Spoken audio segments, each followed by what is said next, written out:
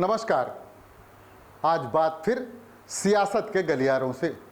लोकसभा चुनाव में सीतापुर संसदीय सीट पर हुई भाजपा की शर्मनाक पराजय को लेकर तमाम सियासी समीकरण अब गड़बड़ाने लगे हैं। जहां एक ओर संगठन की कमजोरी पर चर्चाएं शुरू हो गई हैं, तो दूसरी ओर सदर सीट के विधायक राकेश राठौर गुरु के मंत्री पद पर भी संकट के बादल मंडराने लगे हैं।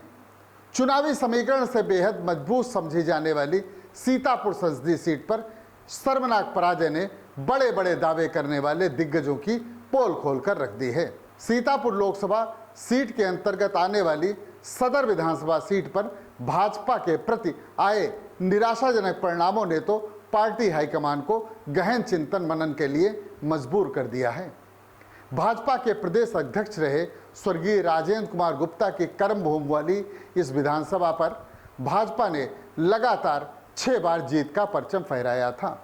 यह बात दीगर है कि 7वें विधानसभा चुनाव में भाजपा के ही नगर पालिका चेयरमैन रहे राधेश्याम जायसवाल ने पाला बदलकर समाजवादी पार्टी का टिकट झटक लिया था और फिर भाजपा के इस अभेद्य दुर्ग को भेद कर उस पर सपा का झंडा बुलंद कर दिया था। उसके बाद से 2017 के चुनाव में भाजपा ने यह सीट वापस अपने खाते में लेकर हिसाब किताब बराबर कर दिया। 2022 के चुनाव में राकेश राठौर गुरु की किस्मत का ताला खुला तो उन्होंने भी भाजपा की जीत को बरकरार रखा, लेकिन हालिया लोकसभा चुनाव में इस क्षेत्र में भी भाजपा की हार ने उनके मंत्री पद की धमक को कमजोर कर दिया है।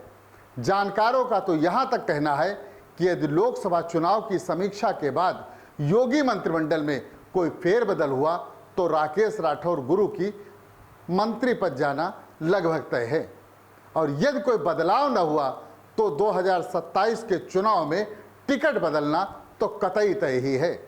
दरअसल सीतापुर सीट पर पिछड़े वर्ग के जातीय समीकरण को देखते हुए ही राकेश राठौर गुरु को पहले विधायक और फिर मंत्री बनाने का बीड़ा उठाया गया, लेकिन उनकी विधायकी के बाद हुए पहले लोकसभा चुनाव में ही भाजपा की करारी हार ने उनकी साख पर बट्टा लगा दिया, जिससे भविष्य में उनका राजनीतिक करियर अवश्य प्रभावित होने की आशंकाएं तेज होने लगी है।